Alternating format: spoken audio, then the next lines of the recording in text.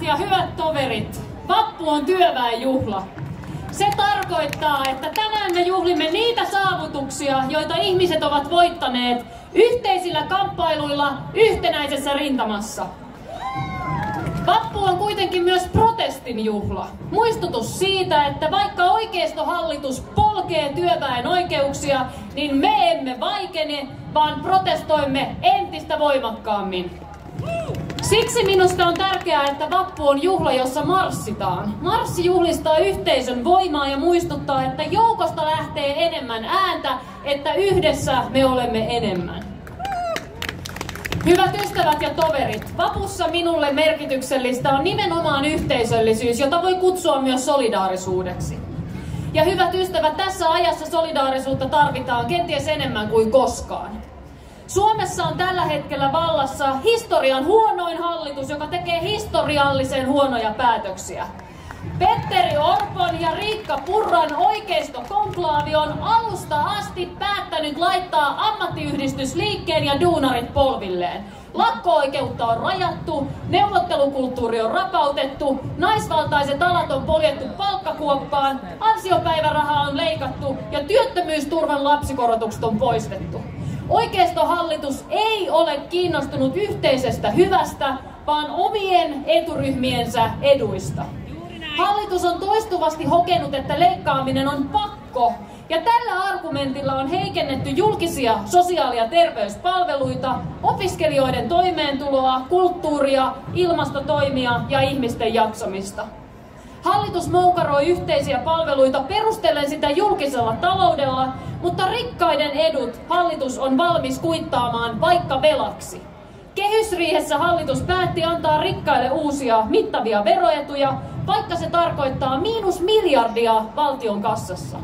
Kokoomuksella on taikaseinä, josta rahaa riittää aina rikkaiden veroalennuksiin, mutta ei koskaan pienituloisten arjen parantamiseen. Riikka Purran ylimielinen saksien heiluttelu on johtanut tilanteeseen, jossa Suomeen saadaan 100 000 uutta toimeentulotuen saajaa ja 17 000 uutta köyhää lasta.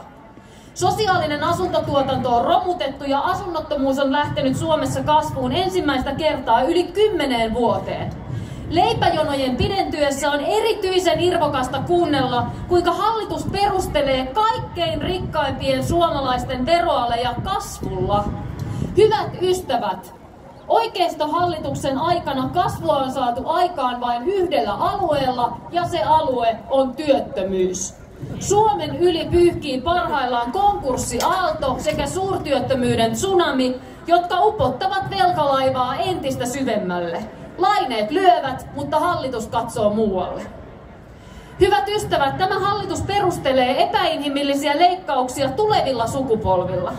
Tämä jos jokin on irvokasta, sillä hallituksen toimet iskevät erityisen voimakkaasti nimenomaan nuoriin. Uusimpien selvitysten mukaan nuorten köyhyys on kasvussa. Käytettävissä olevat tulot ovat pienentyneet erityisen voimakkaasti 18–24-vuotiailla ihmisillä. Ja jopa lähes 30% nuorista aikuisista jää alle pienituloisuusrajan. Opiskelijoiden asema on heikennetty lukuisilla tavoilla. Opiskelijoille rakennetaan vähemmän asuntoja, opiskelijoiden velkaantumista on kiihdytetty ja korkeakouluilta on leikattu. Sanon tämän painokkaasti. Nuorilta leikkaaminen on tulevaisuudelta leikkaamista. Minulla onkin Petteri Orpolle ja Riikka Purralle yksi kysymys.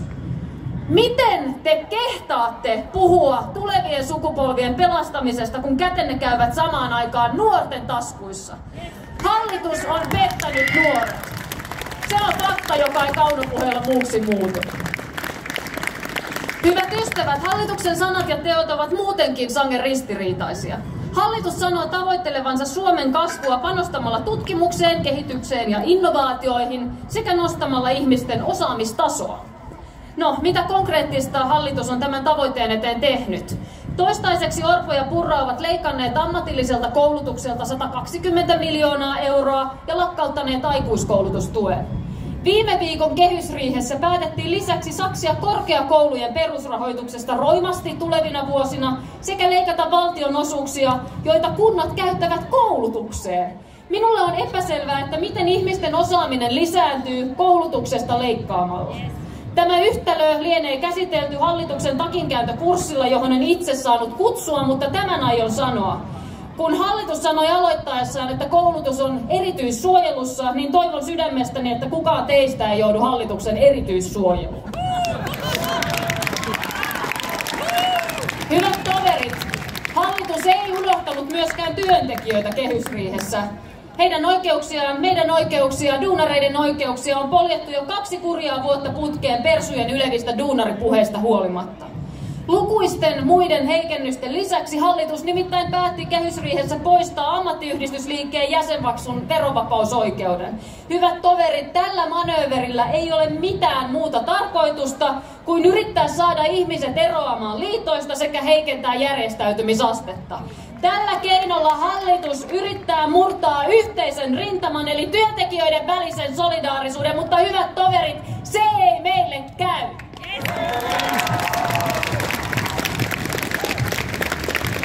Kun me katsomme taaksepäin, me näemme yhteisten kamppailujen tulokset. Ne eivät ole vähäpätöisiä. Hyvinvointivaltio ei ole syntynyt sattumalta. Vasemmistolaisen politiikan ansiosta Suomessa koulutus on maksutonta, kouluruoka tarjotaan kaikille ja jokaisella lapsella on oikeus varhaiskasvatukseen.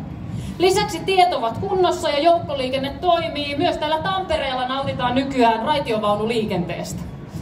Ammattiyhdistysliikkeen ansiosta voimme myös tänä vappuna juhlia saavutuksia, kuten 8 tunnin työpäivää, 5-päiväistä työviikkoa, lapsilisiä ja ylityökorvauksia.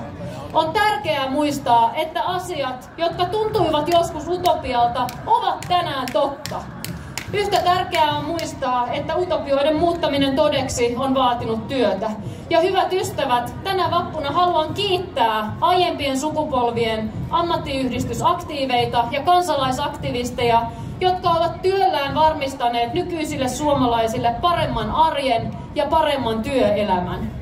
Haluan myös sanoa, että se työ ei ole ollut turhaa, sillä vaikka hallitus runnoo hyvinvointivaltion perustaa ja työmarkkinoita ennen näkemättömällä vimmalla, niin työväen liikkeellä on jotain, jota tältä hallitukselta puuttuu. Meillä on solidaarisuus. Hyvät ystävät, me marssimme yhdessä, me pidämme ääntä yhdessä ja me teemme yhdessä töitä paremman tulevaisuuden puolesta. Toisin kuin oikeistohallitus, me emme heitä hanskoja tiskiin haasteiden edessä, me käärimme hihat ja me ryhdymme hommiin. Aiempien sukupolvien esimerkkiä seuraten me olemme valmiita kamppailemaan, jotta työelämä on hyvää myös tulevaisuudessa, että palkka riittää elämiseen ja että jokaisesta ihmisestä pidetään huolta tässä maassa myös ja etenkin silloin, kun omat voimat eivät riitä. Hyvät toverit, tämän hallituskauden jäljiltä Suomella on paljon velkaa. Valtion talouden alijäämän lisäksi Orpo ja Purra jättävät meille myös hyvinvointivelkaa. Mutta hyvät toverit, me korjaamme sen. Vasemmistoliitto haluaa perua hallituksen työelämäheikennykset ja sosiaaliturvaleikkaukset kaikkinensa. Me haluamme, että yhteiset veroeurot käytetään julkisiin sosiaali- ja terveyspalveluihin eikä yksityisten terveysfirmojen katteisiin. Me olemme luvanneet, että seuraavan kerran, kun Vasemmistoliitto on hallituksessa, me aloitamme suojaosien palautuksen ja palautamme aikuiskoulutustuen. Hyvät ystävät ja toverit, tänä vappuna juhlimme työväenliikkeen saavutuksia ja protestoimme hallituksen kylmää ja julmaa politiikkaa.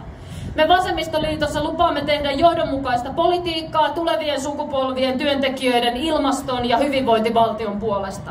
Me olemme esittäneet konkreettisen suunnitelman leikkauksien perumiseksi. Vaihtoehtobudjetissa olimme ainoa puolue, joka esitti kaikkien sosiaaliturvaleikkauksien ja kaikkien työelämäheikennyksien perumista. Tätä työtä me tulemme jatkamaan. Seuraava tehtävä on pysäyttää suurtyöttömyyden tsunami, jotta Suomi saadaan jaloilleen ja jotta velkalaiva saadaan käännettyä. Siinähän tämä hallitus ei ole lupauksistaan huolimattaan onnistunut.